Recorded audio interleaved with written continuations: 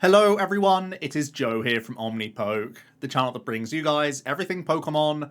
If you're looking for PTCGO codes, including the stuff from Lost Origin, make sure you check out the Potown store. You can get a 5% discount on your orders using that code OmniPoke. We are just a few days away from the Salt Lake Regional Championships, so let's take a look at the best online performers since Peoria. Basically, these results are going to be. So we have that knee-jerk reaction. We see how the online metagame has developed since towards Win and all the other decks making that top 8. Lots of Palkia and Inteleon, lots of Kieran Palkia doing well in IRL play, and we'll see how that converts into this week. I would imagine, just before I even look at any of the data, that we're going to see an uptick in probably the likes of Blissey, the likes of Arc Gudra. These will be stabilizing as decks in the format as a reaction to Lost Box being a deck. I'm sure there will still be a number of people playing Lost Box themselves, trying out Tour 60, seeing how it does.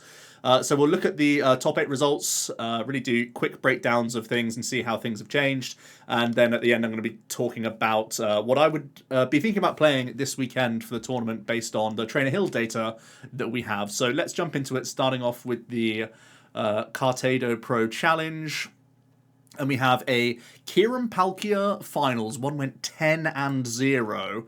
And already we're starting to see the Empoleons get stripped out of the deck list, which is no real surprise here. We have now seen towards Quad Path list, so that does sort of render Empoleon a little bit less useful. It does make you a little weaker against Bliss Tank, though, so if ever you are seeing an Empoleon still in these lists, I guess it's here to respect Bliss Tank. By the same merit, though, they could play Ice Cube, and I think that has better play into Reggie's as well. So I think, for now at least, Empoleon is being stripped away from Kieran Palkia, realistically.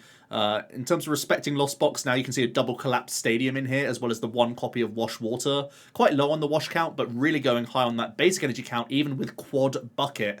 So that really does tell you their emphasis is going to be getting water energy sloshing around to make sure you never miss on a Glaciated World combination. So that's always great to see. Quite skimpy on the support account with just 2 Irida. Really is a surprise to me because I think it's such a powerful card. But I do really like playing 3 Stadiums and Lost Vacuum. Again, another knee-jerk reaction to the amount of path in the game. Bliss Tank, Lost Box, Tina decks coming back. Oh, sorry, Arceus decks coming back, which are heavy on path as well. So I do think it's correct to have a really high amount of bounces in the game right now. And playing Collapsed is a great way to respect Reggie's as well as Lost Box. So a lot of good reasons around this list. So yeah, a lot of decent choices going on in the 60. Ordinary Rod's a bit of a surprising one. Typically you see this becoming just energy retrieval. But even with this high count of energy, I think it may not even be a mandatory include. But yeah, I think I would just probably look to just have a higher Irida count, really, based on this. But yeah, 10-0, very strong record. Let's see how the second place list was looking.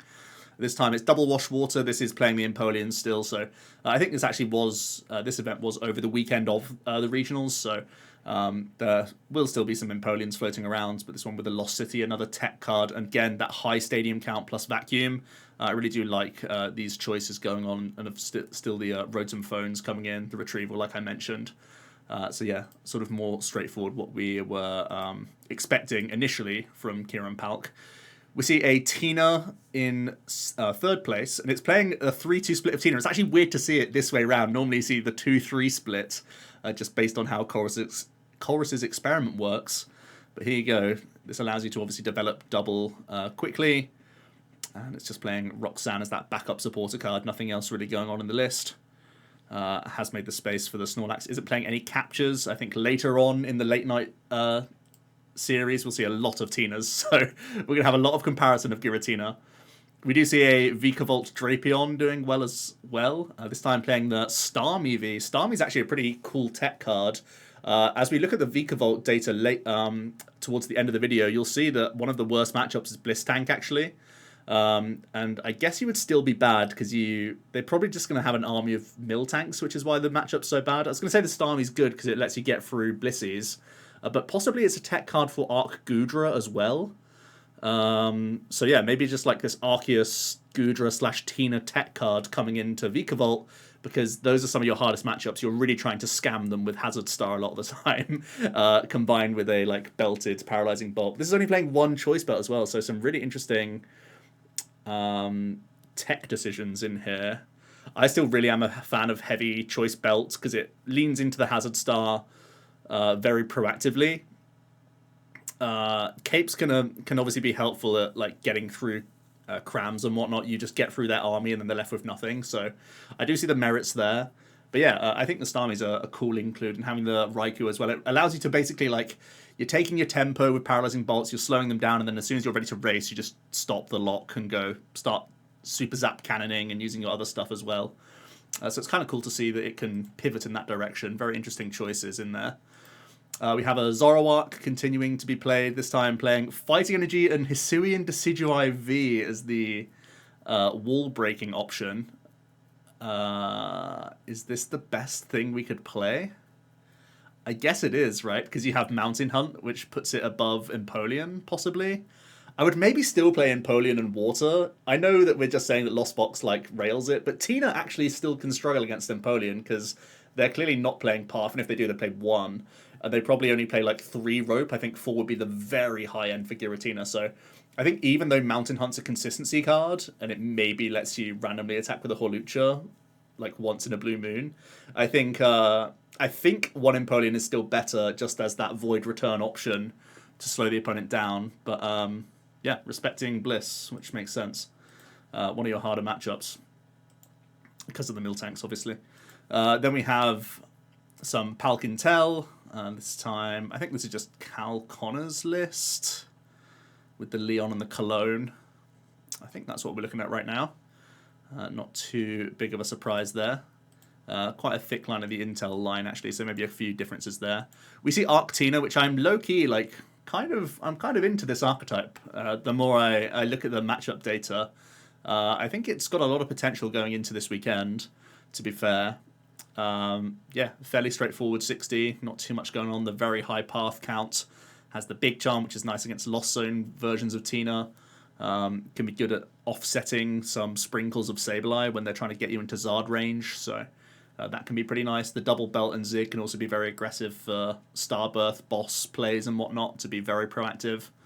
So yeah, I do really like the counts here. I've recently just recorded this on the channel as well, and I think it has a lot of legs. There was also a Arc Flying P with Aegislash. I've also tried this combo out for sure, so that you have type coverage as well as a wall breaker through Miltank, and this even has the Drapion. So this is just trying to be the many flavors of the format and hope that you get the right ones out in the right matchup.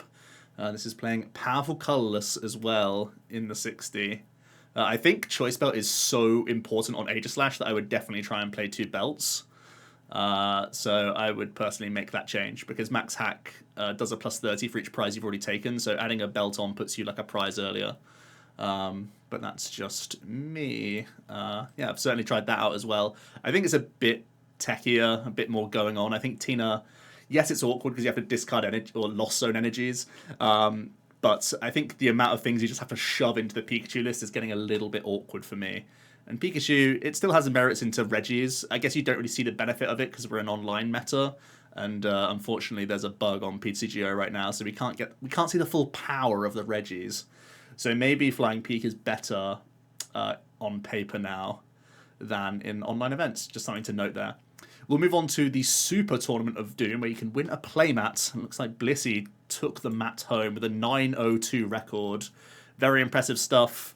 We're seeing time and time again this list is cropping up, and there's really very few changes going on with these 60s at this point. I think there's been experimentation with Colrus, there's been Poker Gears in here, there's been Trekking Shoes, but more or less you play like 15 energy, you play your high paths, you play your capes, you play a ton of healing cards.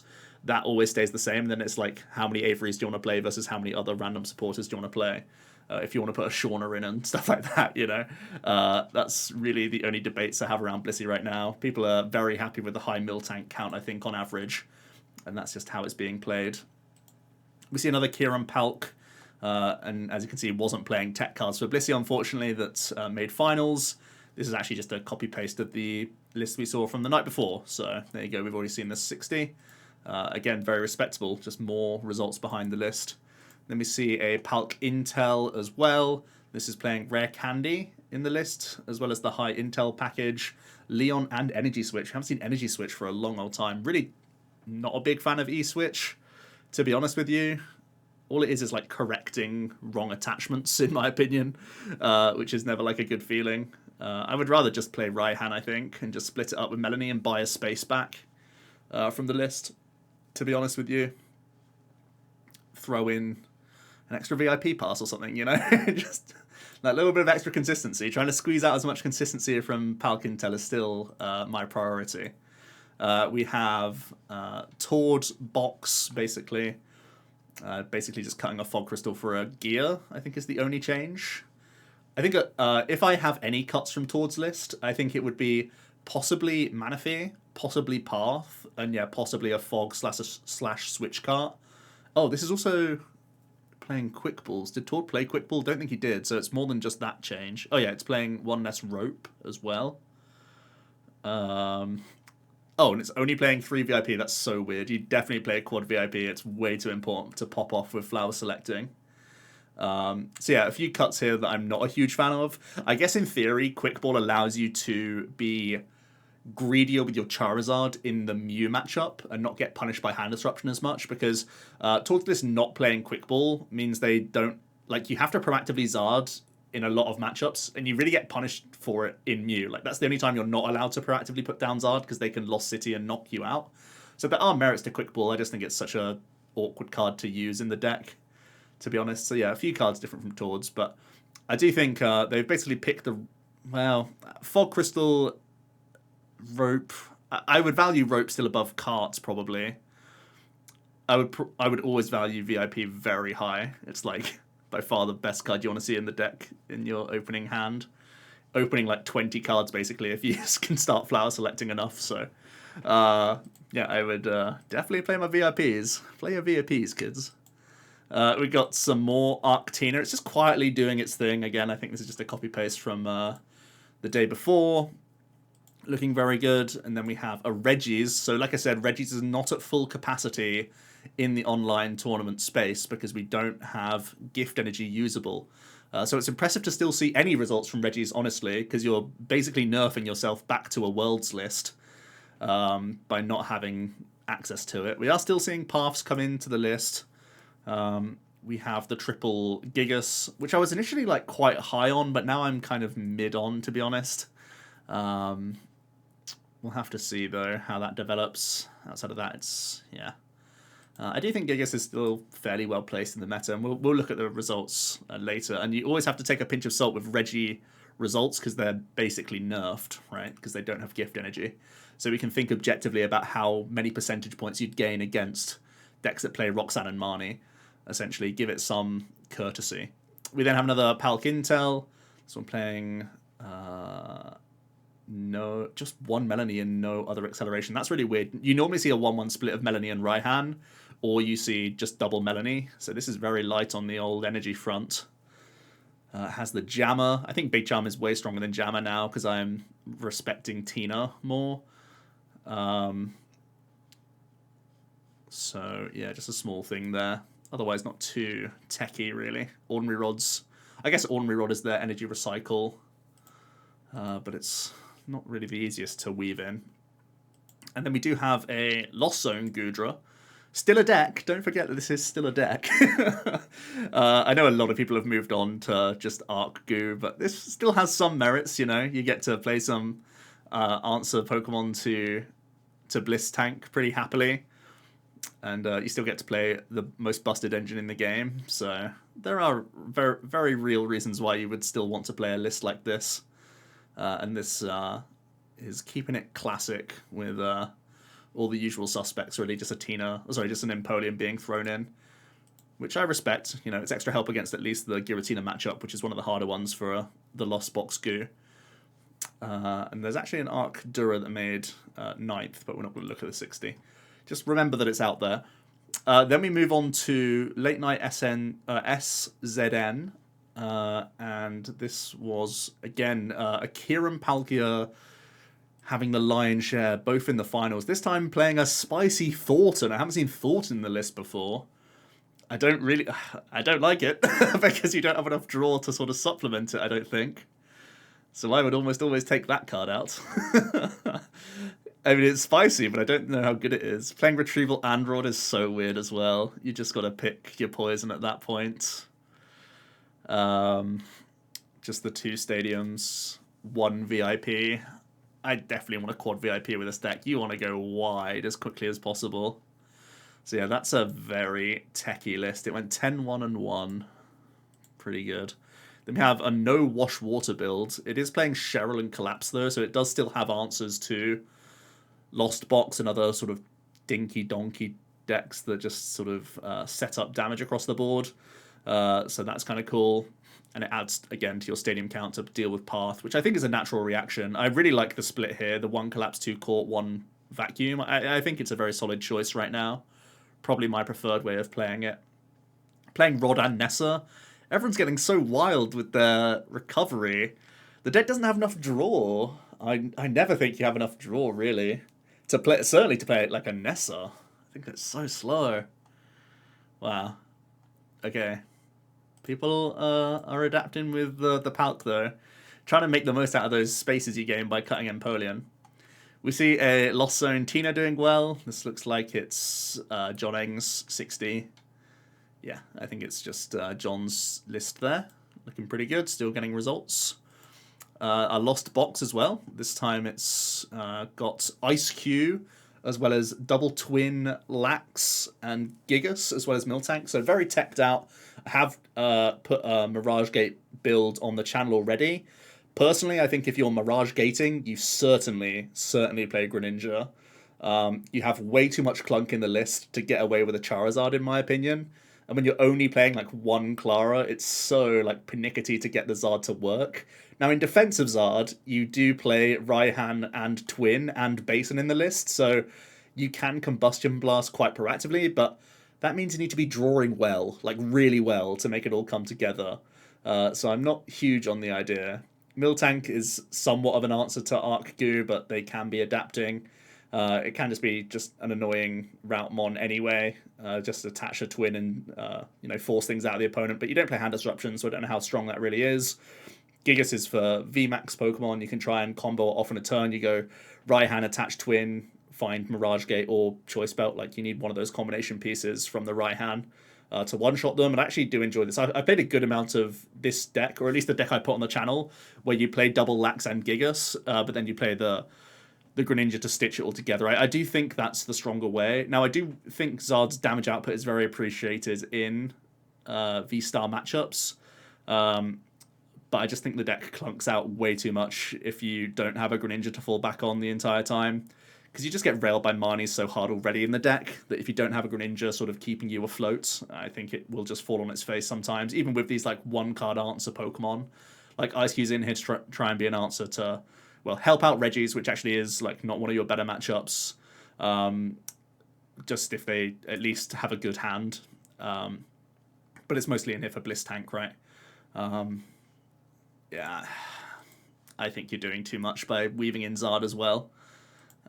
We have another Kieran Palk doing well this time. Definitely a list I can get more on board with the VIP passes. I think it's those Empoleon slots that I would want to move around, to be honest. Again, weaving in extra stadium, like a collapsed, and I'm feeling pretty good about the list. Seems strong. We have another Tina. We are seeing a Capture sneak in. Also, Thorson is still in and out of the list, and again, the 2-3 split this way around with the Tina, because it plays no Ultra Ball, so you just give yourself an extra card to hit off of Colress's and Confays, basically, is the idea. It does weave in a Path itself here as well. Pretty sneaky card, pretty helpful against, obviously, Kieran and a few other key decks out there right now. You have your Vacuum as well to sort of bounce opposing paths, so you can use your own Fish and Greninja. Have to use your Stadium sparingly when you do play your Path, of course. We have the Zorro, this time playing Psychic Energy with Gengar. I don't think that's enough to beat Bliss Tank, so I think it's pointless. But outside of that, I would definitely like to play Guru in the list as well. I didn't know if I discussed it with some of the earlier lists, but yeah. And this is only playing 3 Bog, which is like a sin, I think. A lot of greedy things going on there. Then we have another Tina. This is a thick Tina line. Thick energy count as well. 554. Very dense on the energy front. I'm surprised we're not seeing any, like, even just one capture. Min-max a water and a capture there, I think, for sure. 3-3 Tina. Again, no balls, no Ultra Ball. This time playing the Recycler Rod. So very high on basic energy and playing Recycler. That's really a statement. Really crazy. Wow. Yeah, that's a surprise to me. I definitely like min-maxing captures. So that's the next top 8 down. And now we get on to Manic Monday. And it was another Kieran Palkia. I think this deck is being like so underrated in the community. It's getting so many good results. And people think it was going to go down in play from... I know it was the most popular deck in Peoria, but it's winning so many events, you know? It's doing so well. And for me, I mean, there's weird cards coming in as well, and it's still finding a way. Just one VIP pass here also. Man, must be nice. I mean, I really like the... Like I said, this is the stadium split I definitely like. It's the Nessa Rod thing. I'm just like, what is going on here? We have another straight Gudra doing pretty well, getting that second place. Weaving in the Fantinas. I think basically in the Fantina spot, it can sometimes be like hand disruption cards like Roxanne or Marnie could come into here. Or even just third Melanie is important as well, so you just don't miss that turn to attack. But I do like this concept still in the game. I think, obviously, Arcu did well in Peoria, so everyone's like, oh, that's by far the best way to play it. But I don't think that's necessarily the case. The matchup spreads are surprisingly different. Then we have an Arcdura, which I still value in the format. Still think it certainly has some merits. You have a way better Mew matchup than Arcgudra, certainly. You have a way stronger Regis as well, although they're both really good into Regis. There's definitely merits around playing Dura. You're also stronger, I think, into Kieran, because you can attack with Gatling Slug in the matchup. So, yeah, I think there's genuine merits to play Arcdura. I'm still on the train, and obviously you auto-win Bliss rather than auto-lose Bliss without having to tech. So, yeah, I think Arcdura is better still, and everyone's so high on Arcgudra. I even did a poll the other day on Twitter and asked which one do you think is better, and I think the vast majority was saying Gudra was stronger, but I think at least for the format that we're in right now, like the current state of what decks are popular, Arcdura makes way more sense to me. And this is playing the Chorus's Experiments. This was popular again from one of the lists in Peoria. Where you don't have to research away little basics for the opponent to bring back with Echoing Horn, so you're always in control of what you're discarding with Quicken Ultra Balls and Chorus and whatnot, so these guys don't find their way into the bin unless they're actually physically KO'd. So that's kind of cool. A small adaptation. I'm a little bit worried about it because having less push in the opening stages makes me a little bit queasy because the deck draws so few cards. But it's definitely an interesting idea to keep your little guys out of harm's way, really, out of that discard pile. Playing the double Parasol makes a lot of sense. Playing Jammer over Big Charm's interesting. Again, I think if you play the Big Charm, you're better into just regular Arc. No, into regular Tina, like Lost Zone Tina. So you can Big Charm your Arc and then Parasol the Duras. Just a small thing there. There's obviously upside to playing Jammer, though. We are seeing a Palkia Intel continuing to do well. I mean, no surprise here. This is a very straightforward 60 from what I can tell. Yeah, really not too heavily teched, to be honest. Plays a Crobat as well. This is just like the just draw good build, I guess. Very few tech cards coming in. Like Big Charm's a tech card. I guess you normally see a 2-2 split of Quicken level, but that's just a personal preference thing. Outside of that, just a straightforward list. Playing Marnie over Raihan, I guess, is the only thing you'd debate. But yeah, this is like a let me just draw. Oh, it plays the Quick Ball because it plays Crobat, so that makes sense, right? it sort of dictates the choice. But that's a very strong 60. We've got a Tord list, and unsurprisingly, we're seeing the path get dropped down accounts. Like I was saying earlier, that's probably the go-to that I would look for. I still really value the paths, obviously, but I think you can get away with 3. If you don't want to cut Switch or Fogs, which are completely reasonable as well. Also, it's splitting Marnie and Roxanne up. Oh, and it's actually playing Boss Pad instead of cross switches. So some slightly fewer switch effects than Tord's list. Boss is really weird because a lot of the time your late game win condition is involving Clarazard. So you actually lose a lot of win cons by playing no cross switches. But it is making space for double Horn again. I actually think 1 Horn is very sufficient for the list. And I'm not a big fan of Palpad Boss, so I'd basically buy those spaces back. The Cape is kind of okay in Mirror, but not that good because you play 3 Lost Vacuums anyway. So I'm kind of mid on the changes. I honestly just want to take like 1 card out of towards 60 and make it 1 Horn and then just be happy with his 60. I think people are making too many changes, to be honest. His list was so good. More Palkintel, this time Crobat, Empo, and Drapion, so teched up the wazoo. With no levelballs in the list, that's a yikes. Just playing hard ball search, so at least you see early Palkia, but yeah. At least I'm a fan of the Melanie Raihan play as well. That choice. Double Path. There's a lot going on here.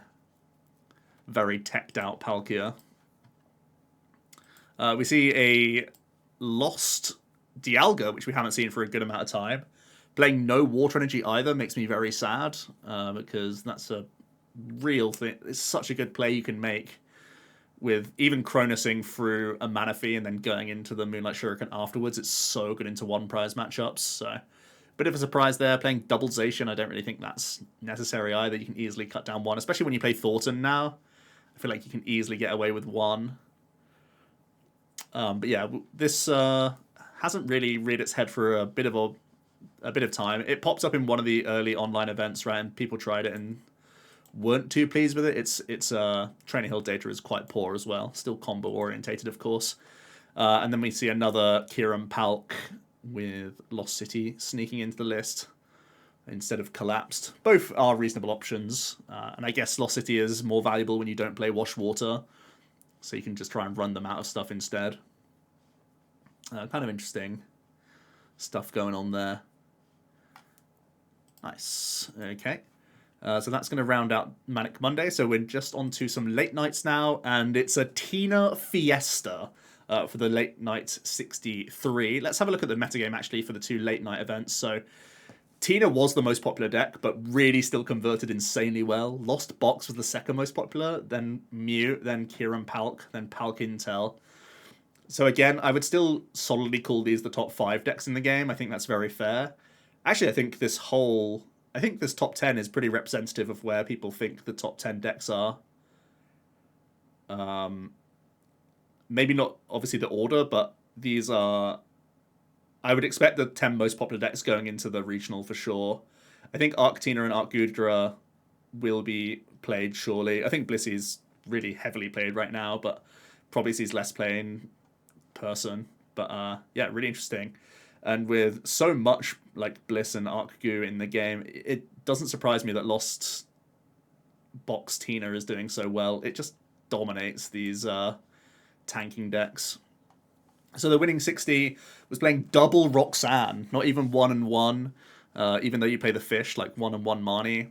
Plays Temple of Sinnoh, which is a way around Wash Water, which is kind of cheeky as a tech card. The thick line of the Tina, the 3-3 going on in here, as well as the Drapion answer and the Manaphy. Manaphy is not something that's often played in the Tina.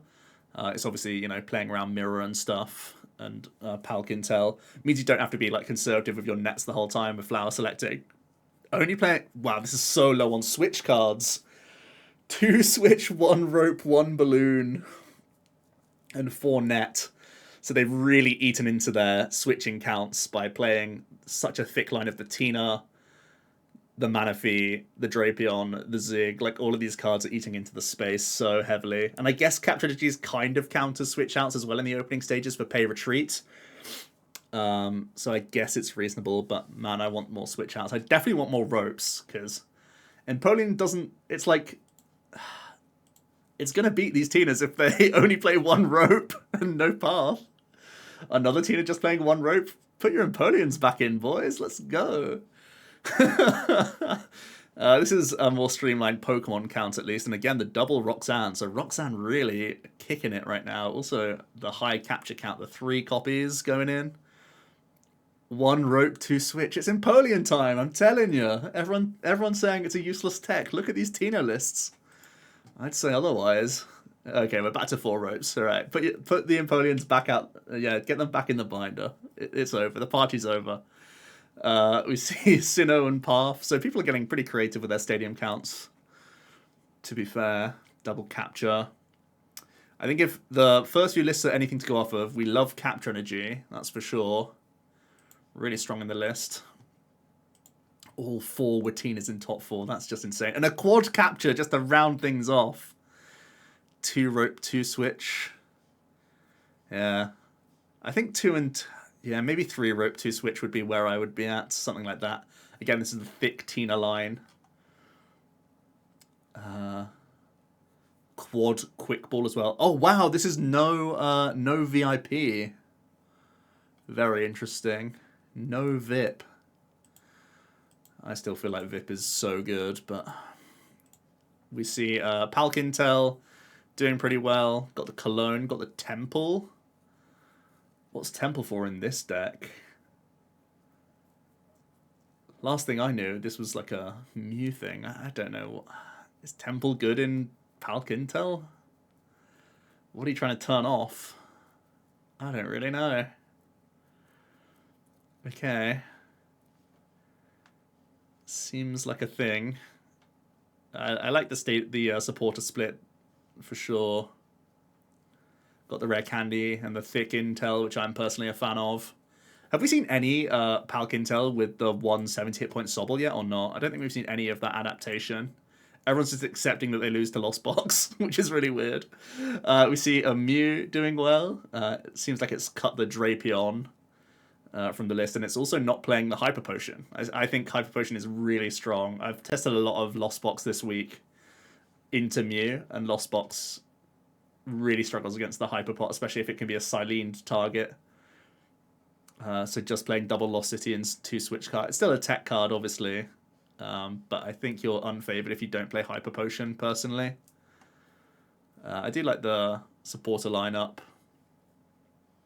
And I liked... Well, no shoes is interesting.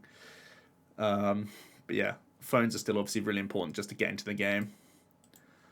More Giratina.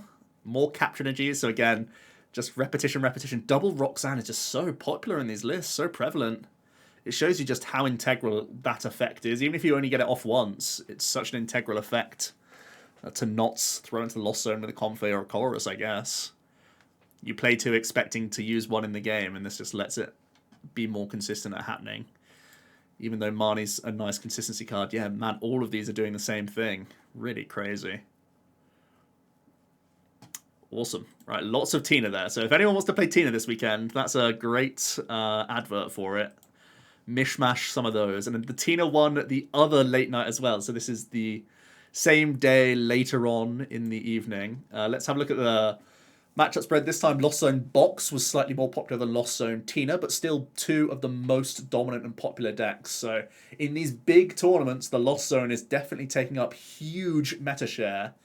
So that's definitely something to bear in mind. Then the Palkia archetypes are slightly behind that, then Mew. So I think it was a bit of a shimmy from the last ones we saw. It's the same 10 decks in the top of popularity, but just the positions have slightly shifted this time around. And Reggie's, you know, I think it's a bit of false data for Reggie's because, again, it could be more popular if they were allowed to play gifts, basically.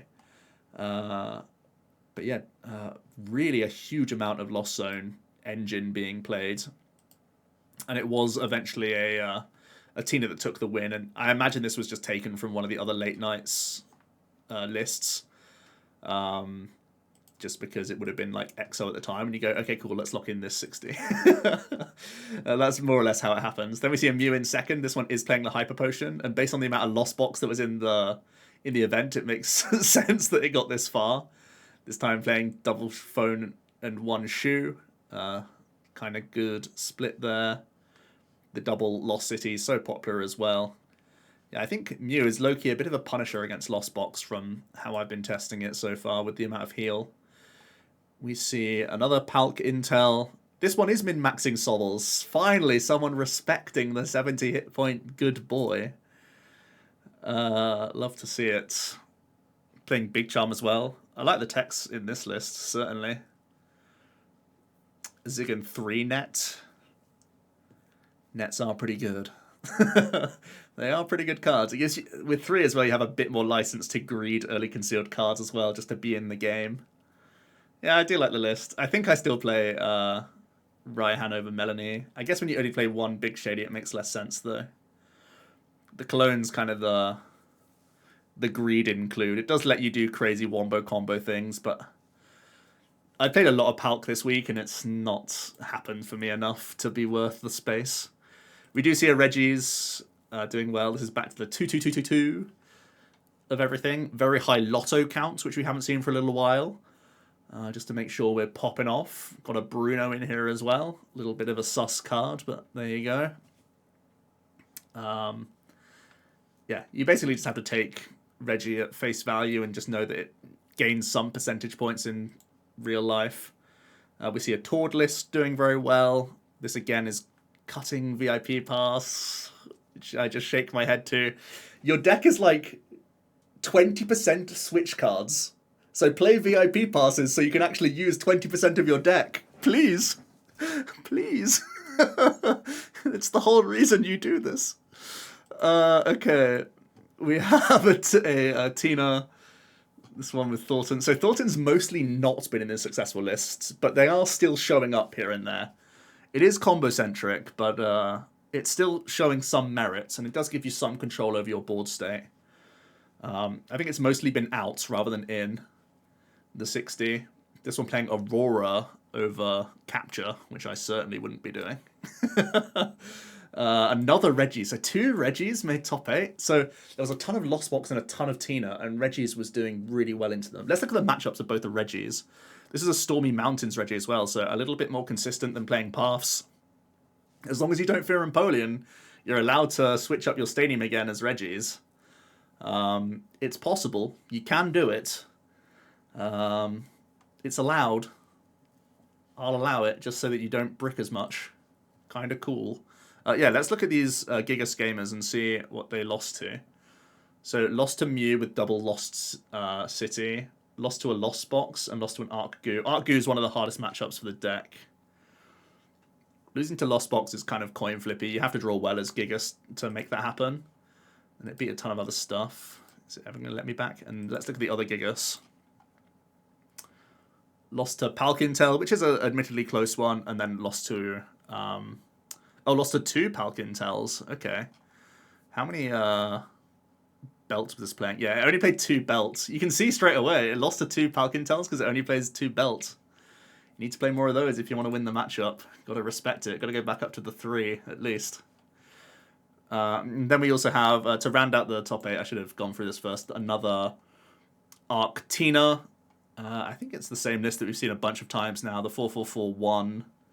One sneaky net coming into the list as well. Maybe you can catch someone unawares if they're trying to sprinkle onto one of these guys, one of the little dudes, or just to use the effect and then pick it back up so it's not a liability for you, I guess. I'm sus of just one switch, though. The more I've played this deck, the more I've wanted, like, 2/3. Like, I really want a lot more switching in the deck so you can make the most out of the impact as long as your team has survived. But yeah, solid enough. So those are the 2 late nights, and then we also have... did I look at the metagame for this one? I did, right? Yeah, just a ton of Lost Zone.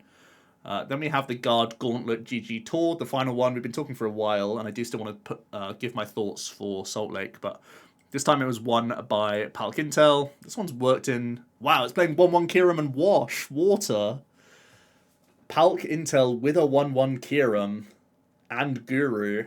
Talk about stopping power. Crazy. Give yourself more one-hit KO ability. How cheeky is this as an engine? Your ball search hasn't been affected too much. You're basically just playing one less incense. Yeah, so the Kieran comes in the spaces of the other 1/1 Palkia that you'd play. You play Hisuian Heavy anyway. You're cutting Zigzagoon / Quick Shooting, but you're gaining one-hit KO potential from Kieran. So much pressure that you can be putting on so early. Kind of cheeky, kind of brilliant, to be honest. Maybe we need to see more of this. I don't know how much I like the path in the list as soon as you put the Kieran in, but... yeah, a cheeky adaptation there, giving yourself some one bung potential. Gives you Guru as well when you're up against Lost Box. So you're not like... You at least have an extra card you can see here and there. So you're not panicking quite as much when these guys are completely shut down. Yeah, very spicy list that went 8-1-1. Overcoming some Tinas by the looks of things. There's one that made finals again. This one with Thornton. With the Twin Energy for the Lax. It can also be something you can attach anywhere to your one prizes, and then it can pay for the Lost Impact as well. It can help you chain that attack. We saw that from Pram at Peoria. In third place, we have another Tina, this time the 3-3 line. So we are floating between 2-3 and 3-3 quite a lot. This one just with quick balls. The 1-1 split of supporters, which I kind of like just to get into the game. I actually really like this list. It's the energy count I would play. It's the supporter line I would play. I think it's really... I would play a 2-3 Tina because I'm a greed machine, but... Yeah, I kind of like these counts. I'd want to work in more space for switch cards. That's about it. Like drop a Tina V for a rope. It's more or less where I'm at with the list. Looks pretty good. We have a Lost Box. So Tord Box is still doing very well, even with all these other things in the mix. This one's weaved in a Drapion, and interesting, I was saying earlier that I don't like the Mew matchup too much, so a Drapion makes it very free. Eating into their path count, so they're trying to beat Mew in a different way, I guess. And you care less about Empoleon, so you get spaces. Playing Gears as well, which is kind of funky. I guess it's because you're playing Roxanne. So definitely some adaptations from Tord's list. Playing Zig, playing Level Ball, Double Quick as well. So really eating into their switch cards. No cross switches again, playing the bosses. Bosses are so weird. It gives you so much less... It makes your Zard so much worse. Makes me nervous. Definitely makes me nervous to not play cross switcher. We see another Palk doing well, back to trusty Empoleon. And like I said, they're getting value in the Tina matchup. And if you're expecting Tina to be as or more popular than Lost Box, don't disrespect Empoleon. I think people have been trashing Empoleon. Every content creator and discussion I've heard this week has been like, Empoleon sucks, it's useless. And it's like, well, if everyone's going to disrespect it, it's still a card in the game, you know? And Kieran Palk can play it as a one-of anyway, just for Miltank answer. So it's like, sure, keep disrespecting it. See what happens. See what happens. It's always good to go against the crowd. If everyone's saying it's bad, that's the time to play it, right? Anyway, more Tina. Just playing the double rope, the Ropium. We have an Arc Goo. Looks like the amount that Arc Goo's been played, it's really not been doing a huge amount. This one is playing the Big Charm Double Parasol. Yeah, pretty straightforward. No answer to a single Miltank, obviously. But there you go. And then finally another Kieran Palk. This one making a space for 1/1 Bibarrel. It makes you much safer against hand disruption, but you do have to be a little bit cheekier with your board state. You only really get one Glaciated World Wisdom combo on the board a lot of the time. This one plays No Boss. Playing the Cross Switchums. Playing the Cheryl as well. Kind of interesting stuff. The Drapion for Mew. Doing not bad. So that's all the tournament results. Let's look at Trainer Hill data to really round things out. So A few things I want to divert your attention to. The first one is Arctina, which we haven't seen a lot of today. It's kind of been just in and around. It's kind of been like that 8th to 10th most popular deck in the room right now. I actually imagine it being quite popular for Salt Lake, because if people are looking at the same data I am, and this is, by the way, the filter is, I think it's from the 1st of the month, which is from Peoria on, basically. And it's, I believe it was over 64 players. It may have been over 50 though, I can't remember. Oh, it's down here. Yeah, at least 50 players. So not a huge amount of data in terms of the amount of games played and all of these things. So take every result with a pinch of salt. Sometimes it's only like 3 or 4 matches played. Sometimes it's up to the 30s or so. So it does get representative, at least looking at how they play into the other top 5 decks. But looking at Arctina, just to highlight it here, your worst matchup is regular Lost Zone Tina. And I think if you tech Radiant Guardy, that gets a lot closer. Or if you tech Big Charm. So I think, really, your matchup spread is pretty good. I think you possibly lose some percentage points into Mew if you cut Radiant Hawlucha. But I think a lot of your win rate is tied towards Marnie Path anyway, so I don't think that's a huge deal.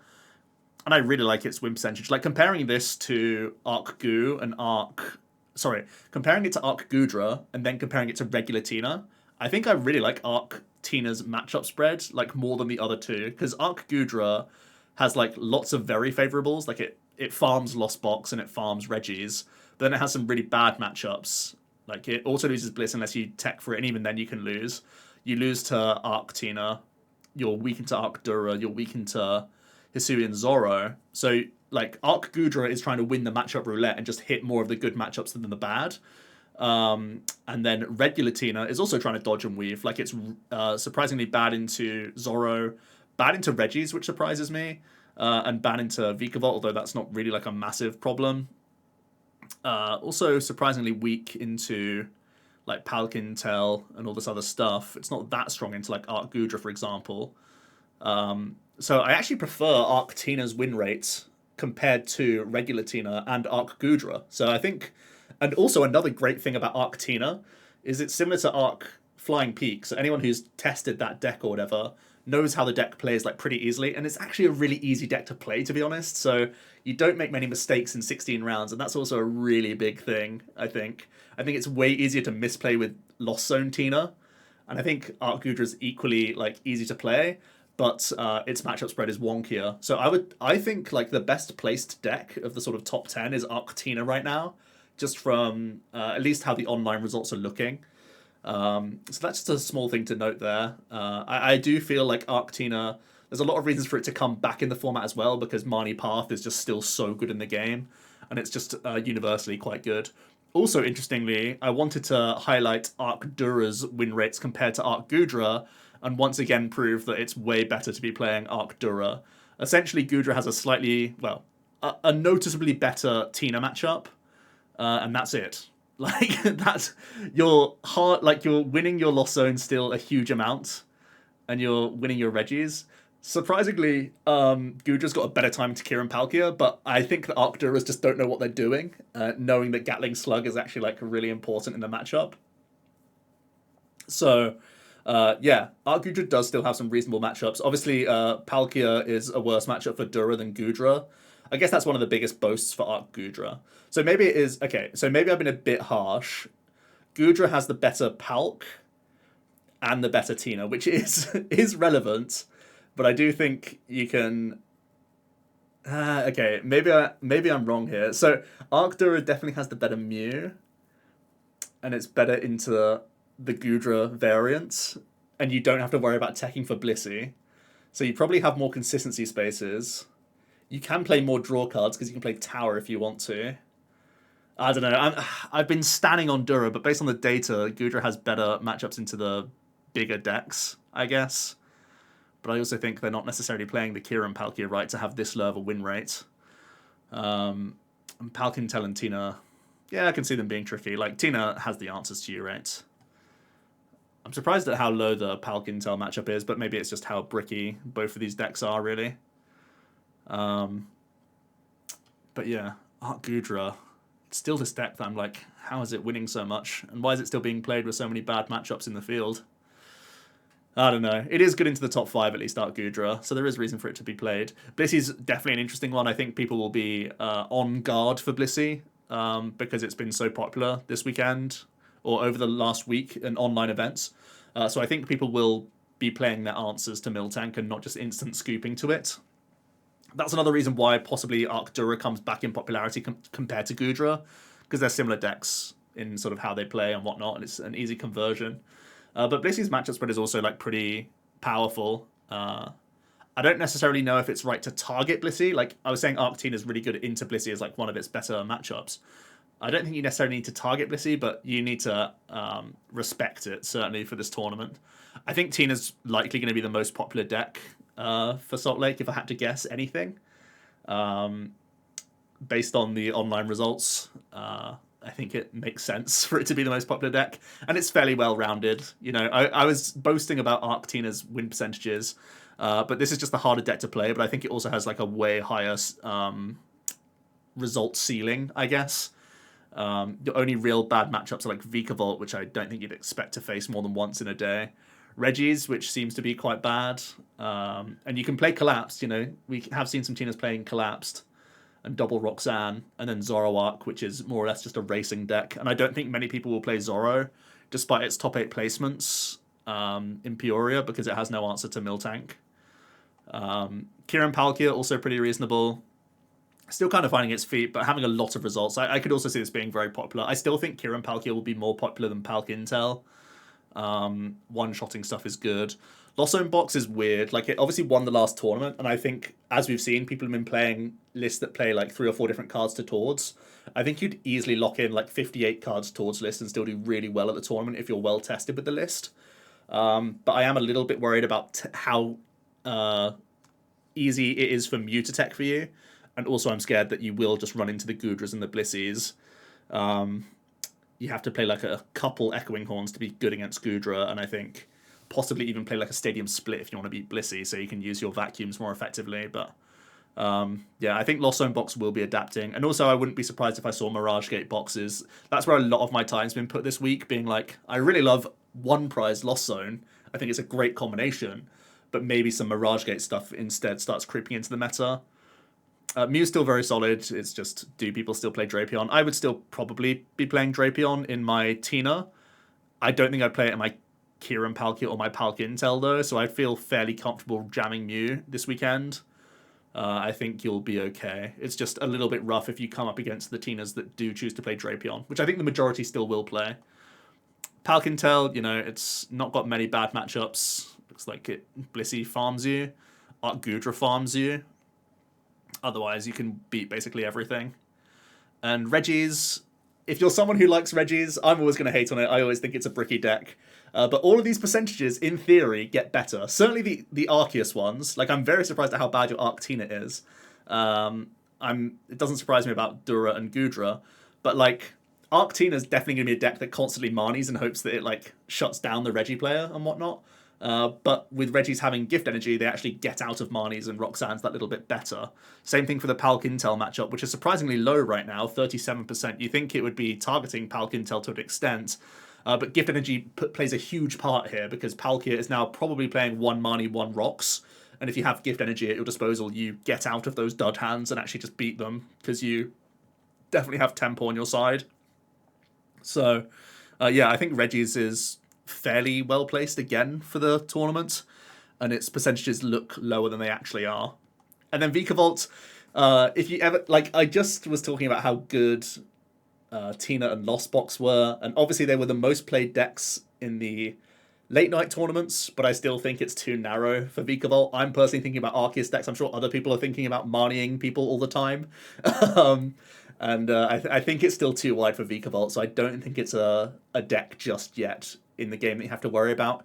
Even though you do farm Mew and Tina and Lost Box, that's like 3 of the 5.